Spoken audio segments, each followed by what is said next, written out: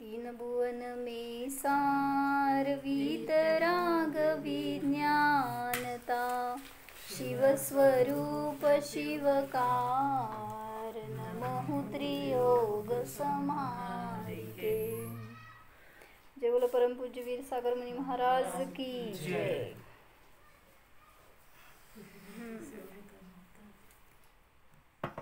सहाव्या ढालीमध्ये मुनींच्या वर्णन चालू होतं, मुनींच्या चारित्राचं, सकल चारित्राचं वर्णन। मग त्याच्यासाठी आम्ही हे कुंद कुंद बालक अवस्थेमध्ये मुनी व्हायला निघालेत, तर त्यांचे परिणाम कसे होते, त्यांची तयारी कशी होती, कसं वैराग्य झालं, असं सुंदर शब्दात सांगितलं त्यांनी, त्यांचे भाव व्यक्त केले। म्हणजे आपल्यावर तसे संस्कार करून आपल्यावर त्याचे संस्कारांनी आपण पण करायला पाहिजे असं विचाराची धारा त्याची अशी असू शकते, आपण का नाही करू शकत? इतक्या लहान वयात जर वैराग्य होऊ शकते तर मला का नाही होऊ शकत? आणि मग आपल्याला कुठं काय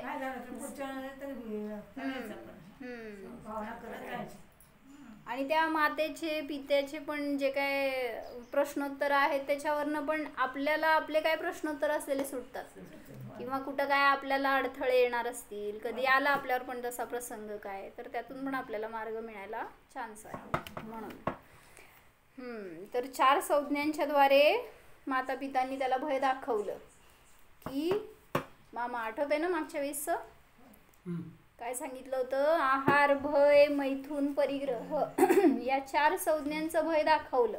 तू अजून लहान आहेस, किती 8-10 वर्षाचा, आणि तू असं जंगलामध्ये राहणार, तर थोडी तुला तिथं दिवस रात्र कोण खायला देणार आहे? तुम्ही इथं काय खाताय? भूक लागली की पाणी पिलं, चॉकलेट खाल्लं, काहीतरी येता जाता फराळ केलं, असं करतोय। 8-10 वर्षाचा मुलगा म्हणजे किती संयम ठेवू शकणार? मग तुला सहन होणार नाही, त्यामुळं तू दिगंबर दीक्षा घ्यायला जाऊ नकोस। म्हणून आहार संज्ञेतनं दाखवलं, भय संज्ञा सगळ्या प्रकारचं भय दाखवलं, देव, तिर्यंच, पशु पक्षी, काय मनुष्य, जंगल, परत ऊन वारा पाऊस, कशा कशाचं नाही भय, सगळ्याचं भय होईल तुला, तू जाऊ नकोस। तिसरं आहार, भय, मैथुन म्हणजे तुला कधी परिणाम विचलित झाले तर आम्ही थोडी तिथनं तुला आणू शकणार आहे, मग त्यावेळेस तिथं परत फिरणं शक्य नसतं, म्हणून तू आत्ता विचार कर। भलेही दीक्षा घेतलास आणि पुढे गेल्यावर पुन्हा म्हणशील की मला संसार करायचा आहे, तर शक्य होणार नाही, त्यामुळं मैथुन संज्ञा सांगितली। पुढं आहार, भय, मैथुन आणि परिग्रह। परिग्रहाचं काय सांगितलं? तुला महाल बांधून देतो,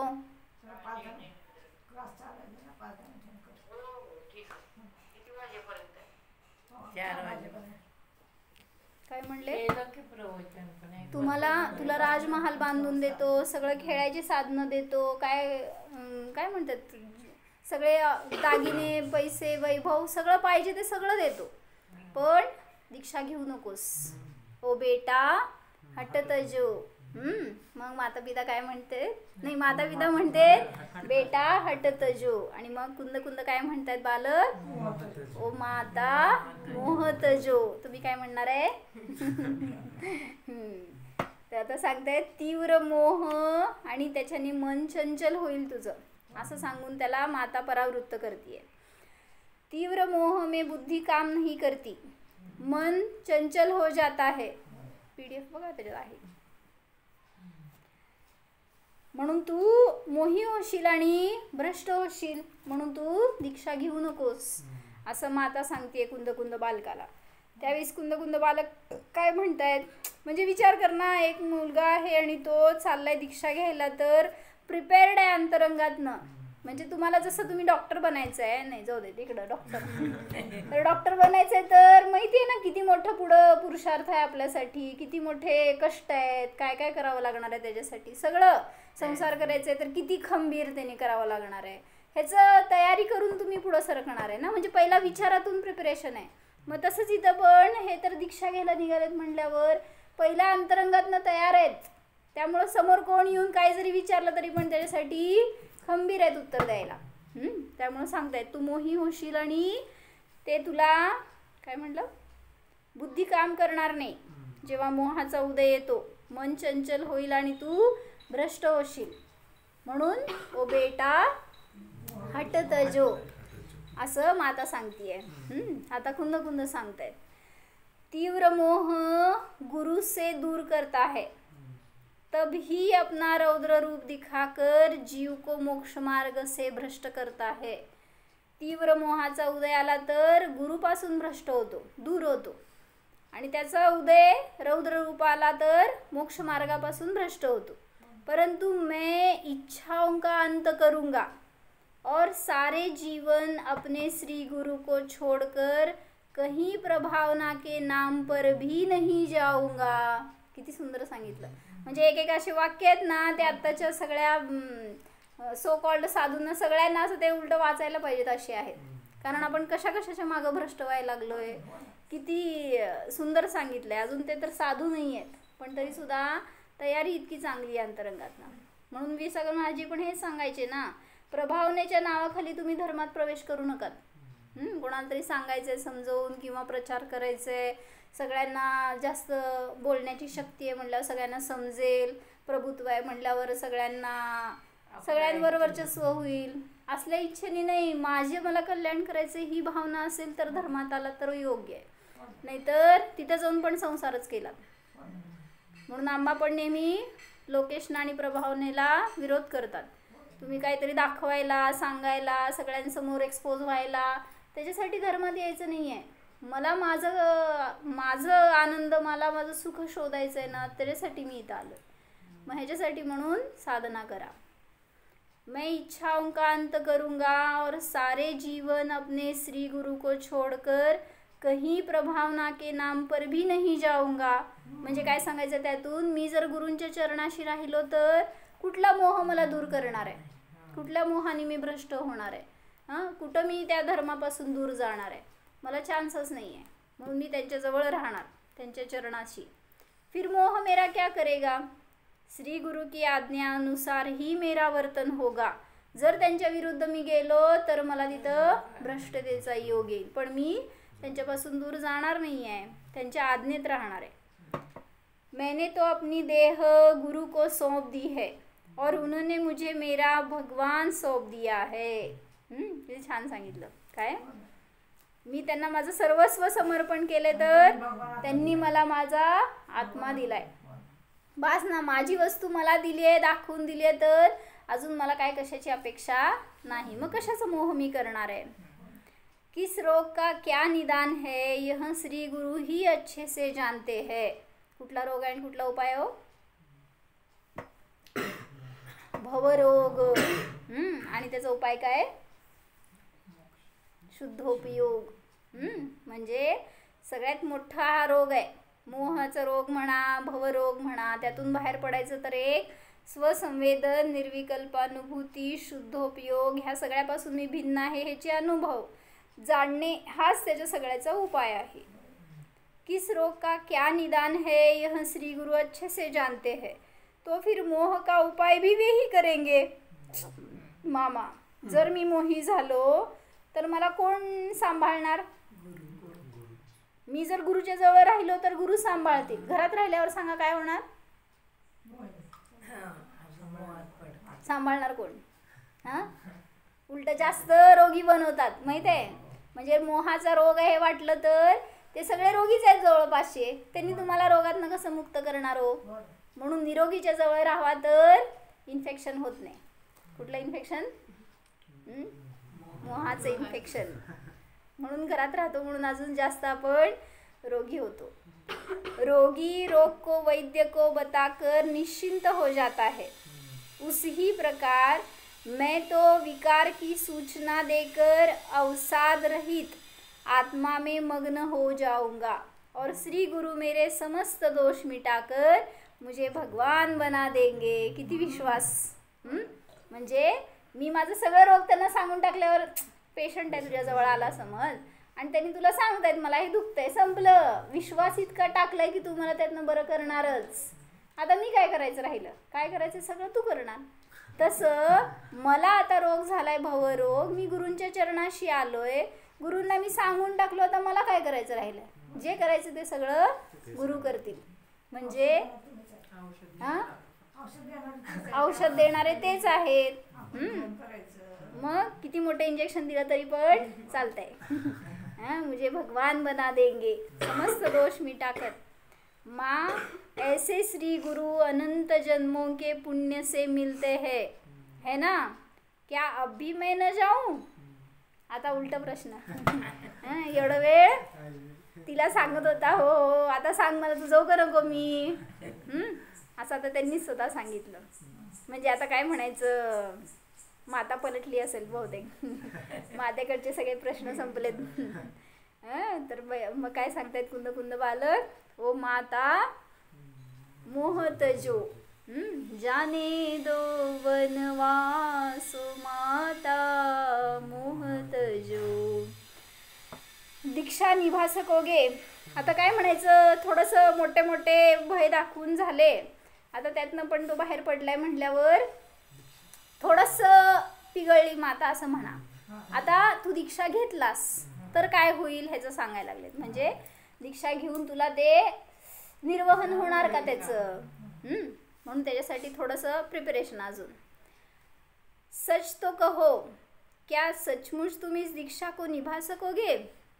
म्हणजे एक्झाम्पल असं काय म्हणायचं, तुम्ही समजा हट्ट केला, काय झालं की मला या प्रोफेशनमध्ये या लाईनमध्ये एज्युकेशनचे जायचं नाही आहे आई वडिलांना, आणि मला हे शिकायचं आहे असं तुम्ही काहीतरी म्हटलं. जसं वडिलांनी म्हटलं असेल तुला की डॉक्टर हो, का बहिणींनी म्हटलं, काय नाही म्हटलं का, 3 बहिणी डॉक्टर आहेत म्हटल्यावर जर ते म्हणले असते समज तुला की तू डॉक्टर हो, आणि तू म्हणतोय की नाही मी इंजिनियर होणार, मग ते भरपूर बळ लावून पहिल्यांदा तुला समजवणार की डॉक्टरीकडेच जा, मेडिकललाच जा म्हणून. आणि मग तू आता कळलं त्यांना की तू फर्म आहेस, तू काय चेंज होणार नाही आहेस. मग आता समजलं की तू इंजिनियर होणार आहेस, मग ते कसं भय दाखवणार सांग.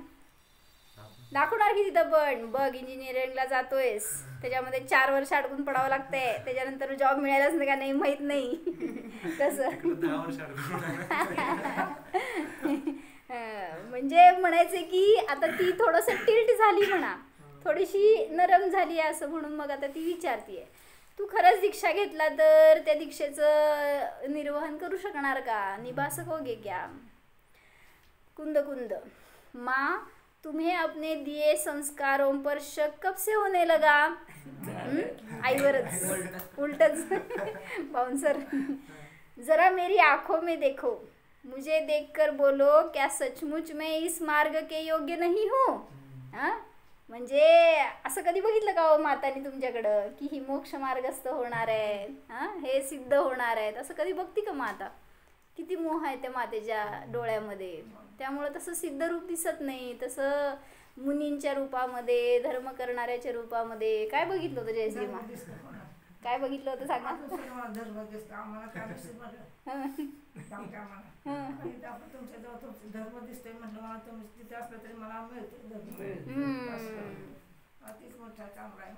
चांगलं आहे. नाही नाही असं म्हणायचं इथं की ती माता त्या मुलांकडे बघतीये ना, मग त्या मुलांना अशा रूपामध्ये बघतो का की ते पुढं जाऊन धर्म चालवतील, धर्मामध्ये जातील असं कधी बघतो. म्हणूनच परवा एकांनी सांगितलं ना की सगळे आजकाल माता पिता काही ना काही डिग्री द्यायच्या मागं लागलेत. कोणी हे विचार करत नाही की धर्मामध्ये प्रवेश करून कोणीतरी असं कल्याण करावं, अशा रीतीने आपला उद्धार करावा असं कुठल्या मातेला वाटतंय. म्हणजे आता ते व्ह्यूज बदललाय सगळा. पूर्वी लोकांची दृष्टी अशी होती की गुरुकुलात राहू देत, तिथं शिकू देत, संस्कार होऊ देत, सारखं जाऊन सानिध्यामध्ये. म्हणजे आम्हाला सोडायचे ना जेव्हा शाळा, जरी ठीक आहे शाळेत शिकल्यावर सुट्ट्या लागल्या की आम्हांकडे जाऊन यायचं, 8 दिवस जाऊन यायचं परत, कारण तिथं लय दिवस आपणच राहत नव्हतो. दुसऱ्या कोणाचं काय दोष आहे, आपल्याला 8 दिवस झालं की पळा. म्हणजे तेवढं जायला सोडत होते ना. आजकाल कुठं काय करतायत सांगा. किती सानिध्यात येतो आपण.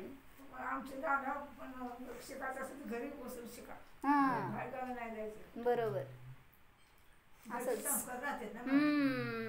काय म्हणते नमकार पण काय करायचं ते घरात राहून करायचं, त्याच्याशिवाय बाहेर गेल्यावर धर्मच राहत नाही. सगळ्यात पहिला धर्म नष्ट होतो.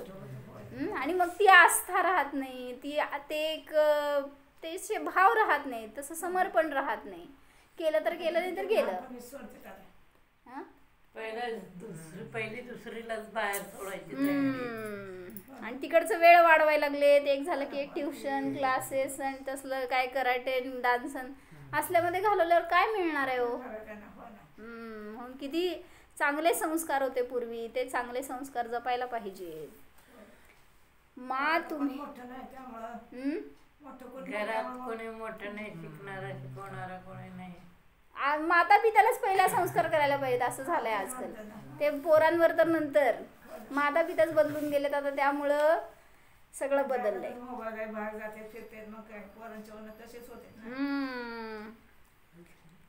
माँ तुम्हें अपने दिए संस्कारों पर शक कब से होने लगा? जरा मेरी आंखों में देखो, मुझे देखकर बोलो क्या सचमुच मैं इस मार्ग के योग्य नहीं हूँ? मेरे में जो कमी हो उसे अब भी बता दो, मैं दूर कर लूंगा. कसलं कॉन्फिडन्स. परंतु यह भव तो भव के अभाव को ही मिला है. यदि कोई कमी रहेगी तो श्री गुरु उस कमी को रहने नहीं देंगे. अब तो मैं जाऊ ना माँ. किती काय म्हणायचं ते, आई मुलाशी गोड बोलती तर मुलगाच आईशी गोड बोलायला आता. तर सांगायचंय की आत्ता मला सांग, मी माझ्यात सुधारणा करतो काय असेल ते. आणि काय जर कमी राहिली तर गुरु आहेतच माझ्या मागं, म्हणजे मला ते मार्गदर्शन करणार, मला रस्ता दाखवणार, मला त्या दोषातनं बाहेर काढणार. बाहेर खुर्ची असली तर ते मानणार.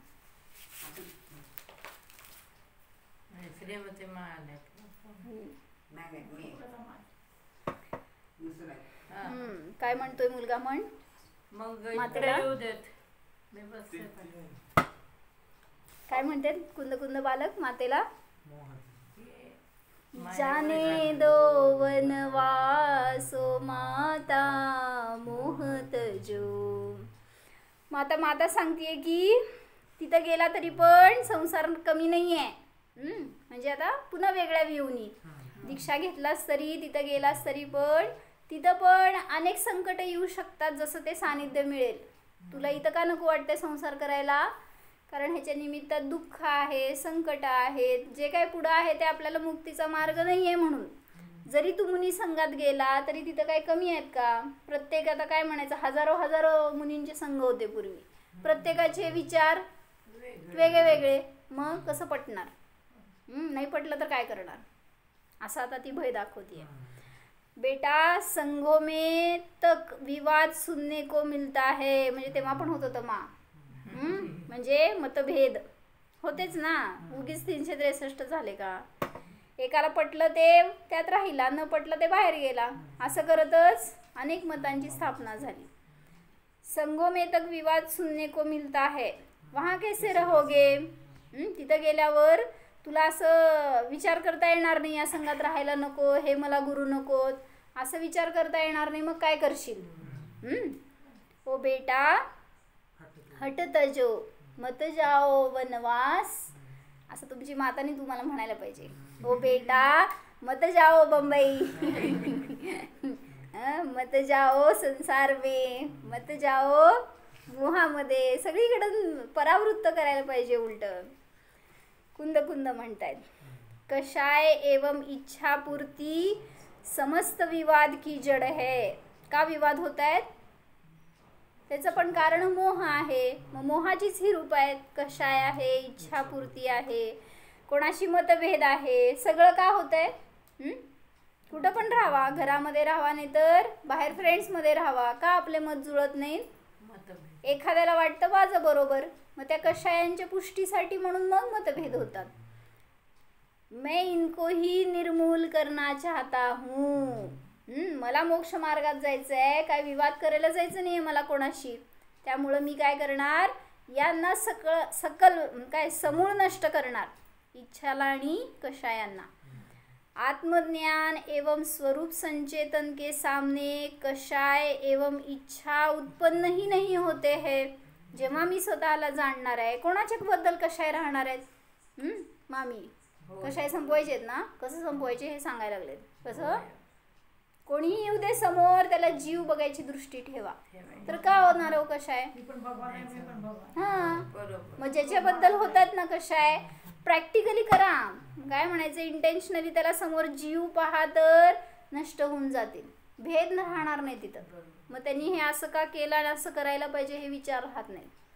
म्हणून प्रयोग करायला पाहिजे हो. जे पण मिळते ना आपल्याला असं काहीतरी नवीन, तर त्यातून आपल्या जीवनात त्याचं जेवढं अप्लाय करतो तेवढा आपल्याला फायदा आहे. काय म्हणले प्रफुल्लतमा?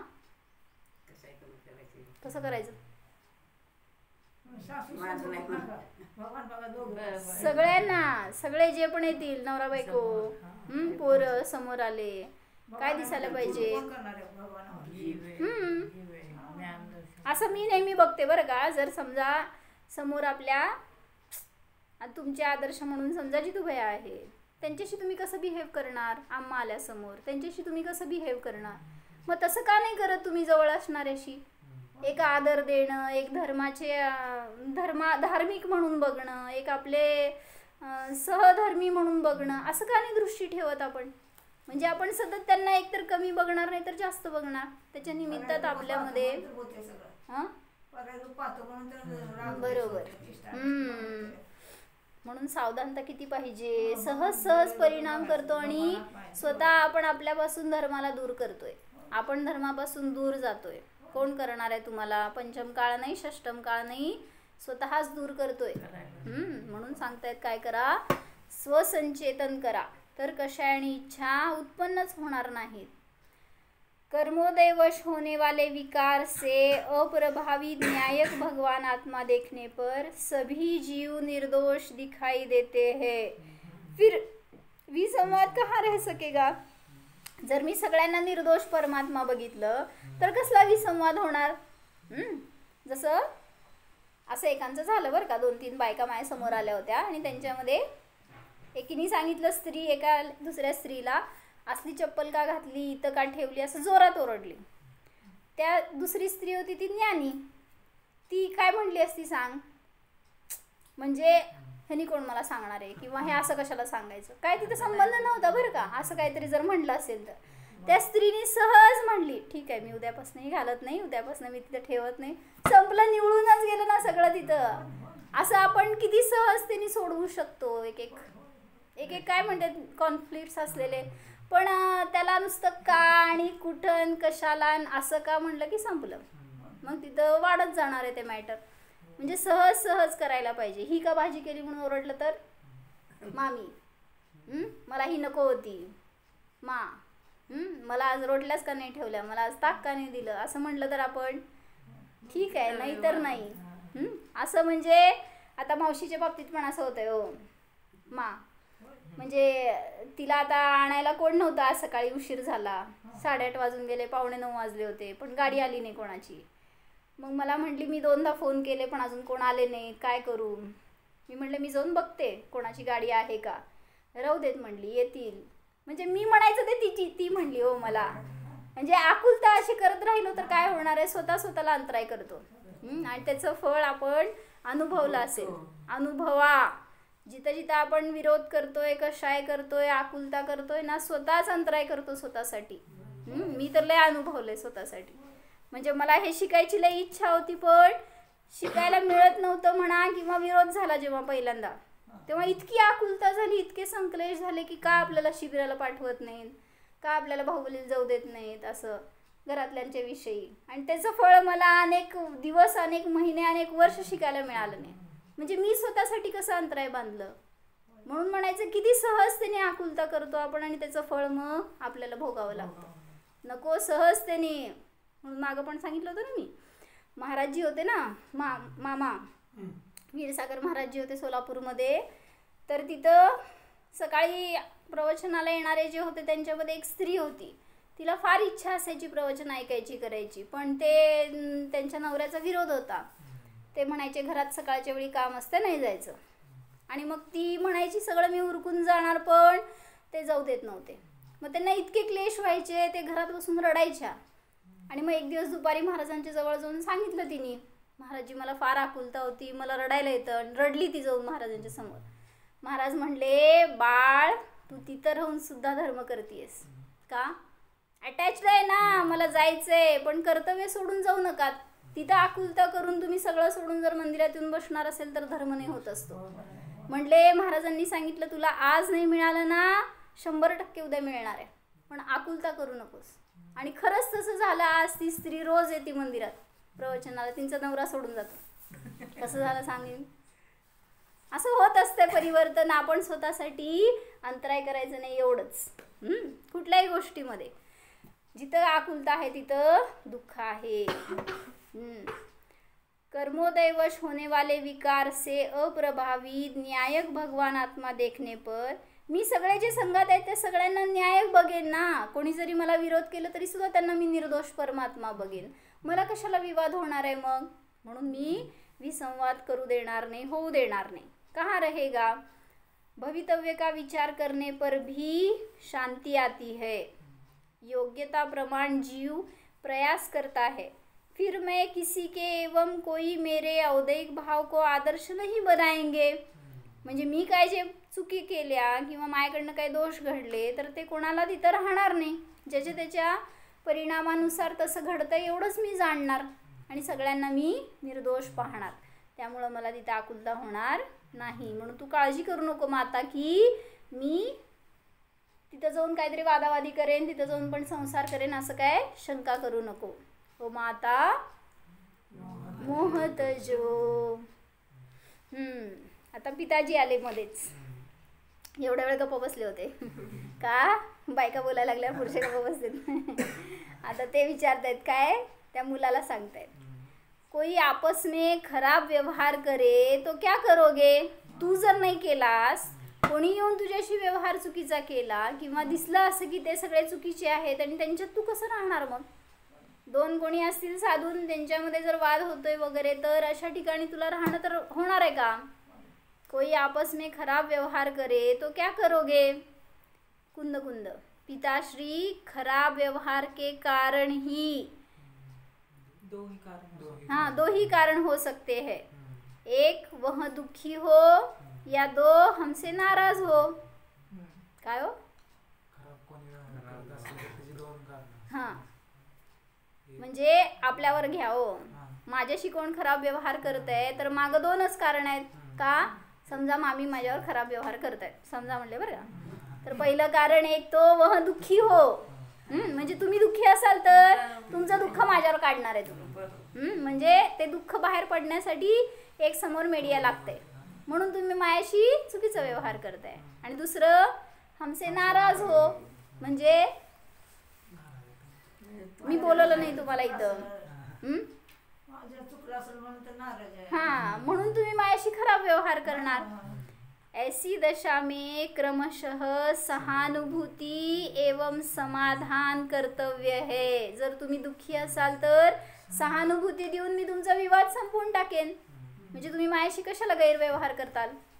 म्हणजे तुम्हाला ठीक आहे असं होत असतंय, तुम्ही दुःखी कष्टी होऊ नका, तुम्हाला मी सहानुभूती देईन किंवा जाणा स्वतःला की हा उदय पण नष्ट होणार आहे, कशाला त्या उदयामध्ये अडकताय. सहानुभूतीने तो दुर्व्यवहार संपेल. आणि दुसरं समाधान कर्तव्य आहे. म्हणजे तुम्ही जर माझ्यावर नाराज आहे तर मी तुमचं समाधान कसं करणार. हां म्हणजे तुम्हाला काय जे वाटलं माझ्याबद्दल गैर तर त्याच्याबद्दल मी निरसन करणार. म्हणजे असं काय जर तिथे सांगितलं असं कमानी पर्यायाकडे पाहताय म्हणून द्वेष होतोय, म्हणून काहीतरी नाराजी होतीये, मग तुम्ही पर्यायाकडे पाहू नका, ध्रुव आत्म्याकडे पहा. म्हणजे तत्वाची दृष्टी ज्याला मिळाली त्याची नाराजगी संपते, त्याचे दुर्व्यवहार संपतात. ऐसी दशा में क्रमशः सहानुभूती एवं समाधान कर्तव्य है. रिश्ते बिगाड़ने का मार्ग नहीं है. म्हणजे तुम्ही खराब व्यवहार केला म्हणून संसारात काय करता हो. किती तयारी आहे तिथं. असं होणारच ना. काय आता ते असं इतकं ॲक्सेप्टन्स काय म्हणायचं एक हां होणारच तसं. हां आता एवढं तर चालायचंच. म्हणजे काय केलं स्वतःहून त्याच्यामध्ये हां म्हणजे संसारात करू शकता. धर्मात का हो अशी मग अट तुमची. सगळेजण मला चांगलेच मिळायला पाहिजेत, सगळ्यांनी चांगलाच व्यवहार करायला पाहिजे. हां उद्या बायको कशी मिळणार सांग. सासूबाई कशी मिळणार, नवरा कसा मिळणार, म्हणजे कसलाही मिळाला तरी पण ॲडजस्ट करायला किती आपण तयार लगेच. आणि मग इथं धर्मात आल्यावर का नाही, कसलेही मिळणार तुम्हाला, शेवटी इथंच फेडायचे आहेत कर्म. तुम्ही धर्मात राहावा नाही तर संसारात राहावा, फिटणारच आहेत ते. आणि मग जसं त्या मुनींच्यावर वगैरे उपसर्ग आला अनेक मुनींवर, तर तिथं ते संसारात राहिले असते तर आलं नसते का उपसर्ग. गळ्यात साप टाकला, डोक्यावर शेगडी ठेवली, त्या बाणांनी छेदलं, त्या शीत उपसर्ग केला, उष्ण उपसर्ग केला, सगळे आलेत ना ते समाधी मरण भाषामध्ये. संसारात राहिले असते तर नसतं केलं कोण असं. कसं कोण गळ्यात साप आणून टाकते का तुमच्या. हा म्हणजे तुमचं कर्म आहे ना एन केन प्रकारेनं फिटणारच होतं. फक्त तुम्ही तिथं राहिला असता तर अधिक काळ गेला असता अजून. कदाचित त्याच्या निमित्तात तुम्ही विचलित झाला असता, कदाचित मोही रागी द्वेषी झाला असता. पण इथं धर्मात आलाय तर स्थिरतेने निर्जराक गेली आणि मग त्याच्या निमित्तात फळ मिळालं, मोक्ष. म्हणून एक घरचा अभ्यास तुम्हाला पुढच्या रविवारपर्यंत. त्याच्यामध्ये धर्मघोष मुनी आहेत, आलंय त्यांची कथा. त्याच्यामध्ये कथा म्हणजे 4 लाईन आले, ती शोधायची नेटवरून. प्रज्वल धर्मघोष मुनी चंपानगरी, काकंदीपूर का, काकंदीपूर अभय घोष आहेत. धर्मघोष मुनी चंपानगरीच असेल बहुतेक. तर त्यांचं कथा काय आहे ती सांगायची मला. महेन काढ शोधून, आहेत नेटवर असत, मिळतात कुठून पण. पद्मा म्हणजे एक आपल्याला माहिती नाही आहे त्या कथा माहिती होतील, कसं उपसर्ग झाला त्यांच्यावर आणि ते कशी स्थिरता ठेवतात. तर म्हणजे संकट तर आपल्याला सगळीकडे येणार आहेत. तुम्ही धर्मात राहावा नाही तर न राहावा, संसारात राहावा. रिश्ते बिगाडणे का मार्ग नाही है. जिथं कुठं दुर्व्यवहार झाला म्हटलं की लगेच सोडून देऊन मोकळं करू नका. घर सोडलं दुसरीकडे जाऊन राहिलो, न संसारात पण नाही आणि धर्मात पण नाही आहे तसं. गुरुंनी समजा आपल्याला काहीतरी कडक शिक्षा दिली, दंड दिला, काय करायचं मामा. पूर्वी असं असायचं ना, काय चुका झाल्या, दोष घडले की दंड द्यायचे गुरु. आणि मग किती भयंकर दंड असायचे. एक तर समजा दोष झालाय आणि ते लपवलंय कुठल्या मुनींनी तर घर वाळत टाकत होते का नाही, बोलत नव्हते, करत नव्हते. आता कुठं ते समाजात आता सगळे वाळीतच आहेत.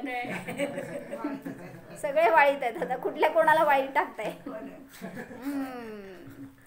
तर तिथं गुरुपूर्वी असं दंड द्यायची की एका संघातनं दुसऱ्या संघात जायचं आणि तिथं जाऊन दोष सांगायचे तुमचे. किती मोठं पाप सांग, किती मोठं बर्डन आपल्या मनावर, डोक्यावर. म्हणजे आपल्या घरामध्ये सांगणं, एकांतात सांगणं वेगळं, दुसऱ्या संघात जाऊन अपरिचितांना, तिथल्या गुरूंना एकाच नाही असं 7 संघांमध्ये फिरवत होते. काय राहिलं सांग, म्हणजे ते चिथडे उडून जायला पाहिजे त्यांच्या दोषाचे. असं राहायला नको किंचित सुद्धा अंतरंगामध्ये.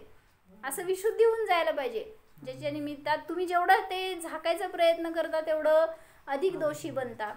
म्हणून सांगायला दोष नष्ट करायचा एकच उपाय व्यक्त करा गुरूंच्या समोर.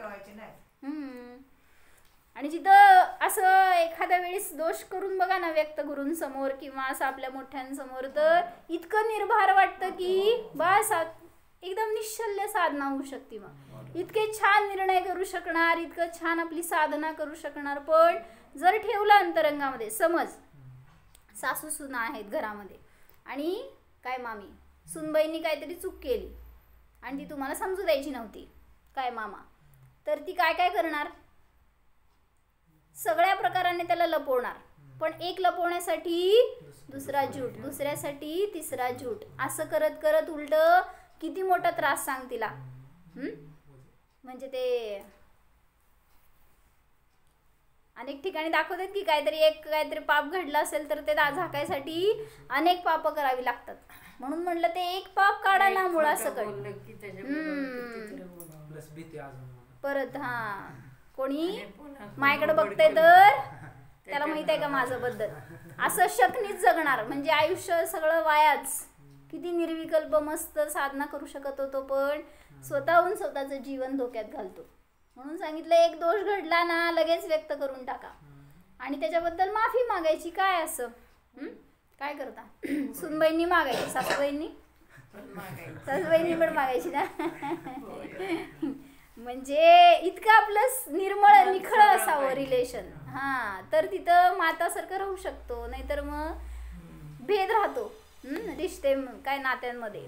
त्यामुळं म्हणतायत काय, खराब व्यवहार होणार नाही जर आपण असं मिरर क्लिअर असणार तर. तर म्हणून सांगतायत की पिताजी मोह तजो. आता मी तुम्ही सांगताय ना तुमचे कंडिशन्स, तर मी कोणाशी दुर्व्यवहार झाला तरी सुद्धा मी तिथं सोडून निघून जाणार नाही. मी त्यांच्याकडे तसं पाहणारच नाही आहे की ते चुकीचे आहेत. त्यांना पण मी काय पाहेन, सुखी पाहीन, निर्दोष पाहीन, किंवा त्यांच्याबद्दल मी सहानुभूती आणि समाधान करेन. तर मला तिथं त्याचं काय दुःख होणार नाही. म्हणून ओ पिताजी मला जंगलमध्ये जायला परमिशन द्या असं त्यांना सांगायचं आहे. आता क्रोध मान माया लोभ सांगतायत. सांगा क्रोधाचं कसं सांगणार. माता सांगतीये, क्रोधावरून त्यांना भ्रष्ट करायचा प्रयत्न करतीये. कसं करणार सांगा. मी दीक्षा घ्यायला निघाले मामी, आणि तुम्हाला मला परावृत्त करायचंय. सांगा कसं करणार. जोरात खंडन करायचा प्रयत्न करतात. नाही नाही नाही, मला क्रोध झाला तर असं तुम्हाला सांगायचंय. हो, म्हणजे मी दीक्षा घ्यायला जाणार आहे, तर तुम्ही सांगताय की कशाय खूप बलवान असतात, मग तू क्रोधी झाला तर कसं राहणार तिथं मुनीहून, असं त्या मातेला समजवायचंय. समजवा महिन.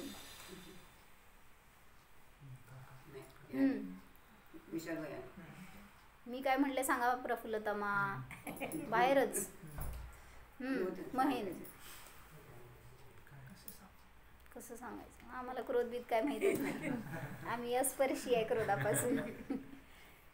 माता म्हणतीये, बात सिद्धांतों की नहीं है, इन्हें याद रखना और दोहरा देना सरल है. तू शास्त्र वाचशील, त्यातलं सगळं पाठांतर करशील, बडबड करशील, ते काय सोपं आहे सगळं. परंतु जब प्रसंग बनता है तब क्रोध को कैसे जीतोगे.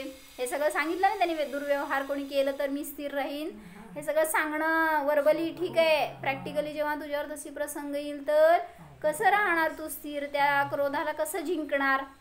जसं ते मुनी बसले होते जंगलात आणि त्यांच्यावर द्विपायन मुनी काय केलं, त्या राजपुत्रांनी येऊन शिव्यागाळ केले, अनेक पत्थर मारले, असं सगळं केलं, म्हणजे क्रोधी बनवलं का नाही. मग असे प्रसंग येणार नाहीत का तुझ्यावर. तिथं सगळं तत्वज्ञान नव्हतं का त्यांना. सगळं होतं की शास्त्राचं ज्ञान. क्रोध वाईट आहे, त्याचं फळ बंद आहे, दुःख आहे, सगळं माहिती होतं. काय झालं मग तसं तुझ्याबरोबर का नाही होणार. ते भ्रष्ट झाले क्रोधाचा उदय आल्यावर. परंतु जब प्रसंग बनता है तब क्रोध को कैसे जीतोगे. दुनिया में बिना बात ही वैर लेने वाले दुष्ट कहाँ नहीं होते हैं. म्हणजे सगळीकडे असे आहेत की ते कारण नसताना तुझ्याशी क्रोध करतील. झालंय असं कधी सांग. म्हणजे तुमचं काही इन्व्हॉल्वमेंट नाही आहे त्याच्यामध्ये, तरी पण तुमच्यावर येऊन कोणी क्रोध केलं, असं कधी झालं. कुठं झालं. दुसऱ्याचं राग कसं काढलं. असं संसारात होते अनेक वेळा. कसं कामवाली नाही आली सांगा. हो, कामवाली आली नाही तर तिचा राग घरातल्या सगळ्यावर असतो.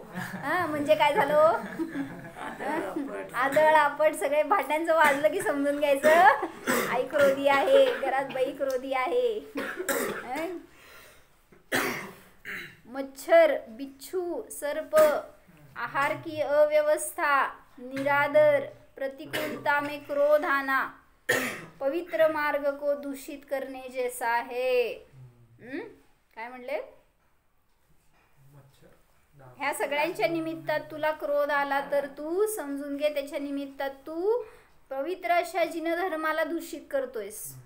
किती सहज सांगितलं, पण किती चांगलं सांगितलं. म्हणजे तू ही पदवी घेणार आहेस, दिगंबर मुनी होणार, आणि जर क्रोधी झालास तर काय झालं, धर्माचा घात झाला. धर्माच्या विरुद्ध गेलो, धर्माला दूषित केलं. का. कारण तुला लोक आदर्श म्हणून बघणार आहेत की धर्म असा असतो, आणि तू क्रोध केला तर लगेच म्हणतात हे इतकं स्वाध्याय करतात आणि क्रोध करतात, मग आम्ही बरे त्यांच्यापेक्षा, असं म्हणणारे लय जण असते. काय 25 वर्ष झालं हे स्वाध्यायाला जाते आणि तरी पण क्रोध करतात. मग आम्ही म्हणूनच नाही जात. मग काय झालं, महाक्रोध झाला, अनंतानुबंधी क्रोध झाला असं म्हणलं त्याला. तर म्हणजे ते माताजी त्यावेळेस तेच म्हणाल्या की घरात 4 जणच आमच्यावर नजर ठेवत होते, आता समाजात आम्ही आलो, समाजाची सगळी नजर आमच्याकडे, त्या दृष्टीनंच आम्हाला राहायला पाहिजे. बरोबर. म्हणजे ऍक्च्युली समाजासमोर येणं लई फायद्याचं आहे माहिती का, दोन्ही दृष्टीने. एक तर स्वतःचं वर्तन सांभाळतं आणि एवढे सगळेजण तुम्हाला केअर करणारे आहेत. म्हणजे त्याच्यासाठी म्हणून जाऊ नका धर्मात. मला सांगायचंय, तुम्ही म्हणताय की घरात राहिलं तर सगळे काळजी करणारे आहेत. आज सांगा माताजींची काळजी किती जण करताय? तो घरातले सगळे सोडून द्या, घर सोडून सगळे करतायत असं म्हटलं तरी चालतंय. हा, म्हणजे काय कमी पडत नसतं की बाहेर गेलो घर सोडून म्हणून कोणी मिळालं नाही किंवा काय दुर्व्यवस्था झाली आपली, असं कधीच होणार नाही. काय पण मा चल दीक्षा घेऊ आत्ता. मग असे भाव करा, आपण संस्कार करा की हाच मार्ग यथार्थ आहे, आपल्याला दीक्षा घ्यायचीच आहे, त्याच्याशिवाय मोक्ष नाही आहे. मग कसं मोक्षाला जाणार आहे हो तुम्ही? नुसतं सुख पाहिजे म्हणतोय, पण तयारी करतोय का तशी परिणामातून की मला हे सगळं आचरण करायचंय, मला सुद्धा ह्याच्यावर सगळ्यावर माझ्यामध्ये ते उतरवायचंय सगळं. हे एवढे निर्मळ भाव करा ना, जेव्हा व्हायचं तेव्हा तरी एकदम निर्दोषचर्या होईल आपली. मला मुनी व्हायचंय आणि सगळं निर्दोष पालन करायचंय, बस आत्मानुभूती घ्यायचंय, दुसरं मला काय करायचं नाही.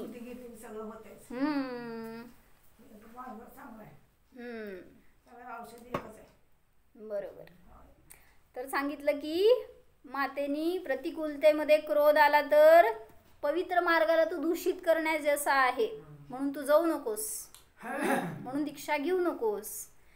त्यावेळेस कुंद म्हणाले, सच है माँ, प्रतिकूलता के नाम पर भय करके निगोद का रास्ता तो चुना ही नहीं जा सकता है.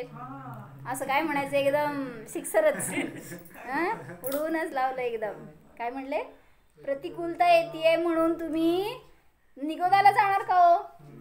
तिकडं गेल्यावर मला कष्ट आहेत, दुःख आहेत, म्हणून तुम्ही निगोदाचा रस्ता इकडे आहे तर निगोदाला जाणार का? हाँ, मैं भवितव्यानुसार बनते समस्त प्रसंगों में देह से भिन्न अनुभव करता रहूंगा. जरी पण माझ्यावर ते प्रसंग आले तरी सुद्धा मी प्रयत्नपूर्वक भेदविज्ञान करत राहणार. येणार नाही तसं नाही आहे, उदय तर सगळ्यांना येणार आहेत, पण मी निरंतर तो अभ्यास करणार आहे. जब देह में नहीं तो उसके रोग, प्रतिकूलता, उपसर्ग, संकट मेरे ऊपर होते हुए कैसे अनुभवूंगा. जर मी शरीरच नाही आहे तर त्या शरीराला उपसर्ग होणार आहेत, ते मला कुठं होणार आहेत? मग मी अशी भिन्नता जाणेन की मी तर देह नाही आहे. मग क्रोध कोणाला येणार आहे हो? नाही, मला येणारच नाही आहे, मी नाही आहे, शरीरापासून भिन्न आहे. हाँ माँ, मैं कभी भी किसी भी जीव या कर्मों को दोष नहीं दूंगा. का सर्दी झाली सांग? का खोकला झाला? आमच्या कर्मांचा उदय. हा, कर्माला सुद्धा दोष देऊ नका हे सांगायला लागलेत. म्हणजे कुठं गेली हो दृष्टी? किती सरळता, किती सहजता. स्वकृत कर्मों के उदय में न जुड़कर निर्जरा को प्राप्त होऊंगा और इस मार्ग को नहीं अपनाऊंगा तो भी होने योग्य उदय तो घर में भी होंगे ही. मुनी झाल्यावर सर्दी झाल्यावर काय करणार हो? खोकला झाल्यावर म्हणून मी मुनी होत नाही असं म्हणलं तर घरात पण येणार आहेत ते उदय. असल्या उदयांना घाबरून जर इतका महान मार्ग सोडला तर मी काय, माझं कल्याण होणार आहे असं त्याला म्हणायचंय. इस मार्ग को नहीं अपनाऊंगा तो भी होने योग्य उदय तो घर में भी होंगे ही. यहाँ भी जीव अशरण ही है. संसारात राहिलो तरी सुद्धा कोणी माझ्यासाठी शरण नाही. किती डॉक्टरकडे गेलो तरी सुद्धा रोग बरा व्हायचा ना तेव्हाच होत असतो. किती मुनी डॉक्टरकडे जातात सांग, पण बरे होतात की नाही? एक टाइम पिरियड असतो ना, तेवढंच बेअर करावं लागतंय, तेवढ्यात निर्जरा करावी लागते. आपण उलट जास्त तेवढ्यात कर्म बंद करतो. औषध घेऊन काय करतो? पुण्य करतो का पाप करतो? रोग का झाला? पापाने. आणि औषध घेऊन काय केलं तुम्ही? पुण्य. म्हणजे पुण्याने पापाने पाप कसं नष्ट व्हायचं? यहाँ भी जीव शरण ही है वहाँ तो श्री गुरु एवं जिनवाणी सदा शरण है, जो निज आत्मा की शरण में बनाए रखते है. जे मला निरंतर स्वभावाकडे नेतील आणि तेच माझं निरोगी व्हायचं उपाय आहे. म्हणून मी इथं किती जरी संसारामध्ये राहिलो तरी सुद्धा त्या रोगापासून, दोषापासून, त्या दुःखापासून मुक्त होऊ शकणार नाही. म्हणजे असं इतकं समर्पण पाहिजे त्या गुरूंच्या प्रती की तेच मला ह्याच्यातून बाहेर काढणार आहे. असं किती वाटतं? जर आपल्यावर काही संकट आलं, दुःख झालं, रोग झाला, किती वाटतं? म्हणजे वाटू दे ना शरण ॲटलिस्ट की आपल्यासाठी गुरु शरण आहेत, ते आपल्याला ह्याच्यातून बाहेर काढणार आहेत. जेव्हा सगळे मार्ग संपतात ना तेव्हा लोक गुरूंकडे येतात. म्हणजे किती चुकीचं आहे हे. म्हणजे सगळं झाल्यावर शेवटी म्हणून असं झालं होतं. मागे एकदा सांगितले होते एकांना कोरोना झालं तर त्यांनी पहिला फोन मारला आम्हांकडं, म्हणजे आता कोणती असतील बाजूच्यांकडं, की मला ऑक्सिजन माझं कमी होत चाललंय आणि काय गॅरंटी नाही आहे, तर पहिला मला दर्शन करायचं आहे म्हणून त्यांनी फोन केला होता ॲक्च्युली. पण आपण त्या गेटच्या आत कोणाला घेत नव्हतो इन्फेक्शन असल्यामुळं. त्यांना ते म्हणाले की मला व्हिडिओ कॉलवरनं दर्शन द्या. तर माताजी म्हणाले की कुठल्याही कारणासाठी चर्येमध्ये दोष लावणार नाही, कारण फोनवर ते बोलत नाहीत किंवा असलं काय तुमच्या संबोधनासाठी व्हिडिओ कॉल चालतंय, धर्मासाठीच वापरतो नाहीच. ज्याच्या निमित्तात अनेक जीवांची हिंसा होणार आहे तिथं काय त्या जीवाचं कल्याण होणार आहे? माताजींनी प्रतिक्रमण लिहून दिलं, उपदेश दिला आणि सांगितलं हे त्यांना सांगा. आणि मग त्यांना सांगितल्यावर त्यांची इतकी श्रद्धा की ठीक आहे जसं माताजींनी सांगितलं तसं, पण त्यांनी भावपूर्ण जे नमस्कार केलं, जे प्रतिक्रमण केलं ना, त्याचं फळस्वरूप ते त्यातून बाहेर पडले. म्हणजे एवढं वाटायला पाहिजे की मायासाठी पहिला गुरु शरण आहेत, नंतर तुमचे सगळे. हां बरोबर. नाही तर लगेच आपण दोषारोपण करायला तयार. म्हणून किती असं तेच त्यांनी किती चांगलं सांगितलं ना कुंदांनी, श्री गुरु एवं जिनवाणी सदा शरण है. तुम्ही कुठल्याही परिणामात असा, कुठल्याही काळात, वेळेत, द्रव्य क्षेत्र, कालभावात असा, पण तिथं असं वाटायला पाहिजे आपल्याला की माझ्यासाठी गुरु आणि जिनवाणीच शरण आहे, धर्मच शरण आहे. एवढे तर संस्कार दृढ ठेवा, तर तिथं सगळ्या संकटातनं आपण सहज बाहेर पडू शकतो. आणि असं त्यांनी क्रोधावर विजय मिळवला. आता मान नेक्स्ट टाइम. हो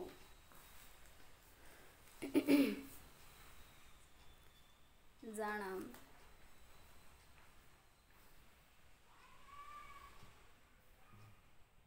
स्वतःला शरीरापासून भिन्न, संसारापासून, कषायांपासून, कर्मांपासून भिन्न जीव पहा.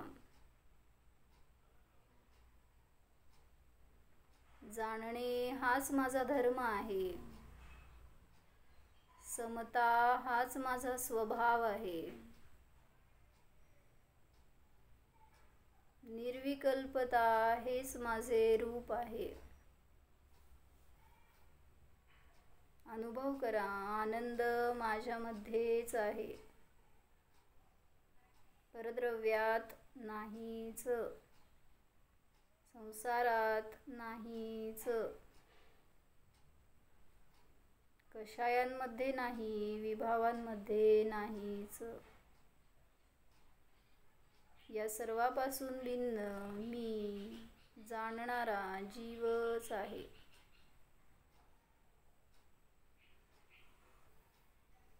स्वयं मुनी आहे, ज्ञानी आहे, दिगंबर आहे, निर्ग्रंथ आहे. मी आहेच.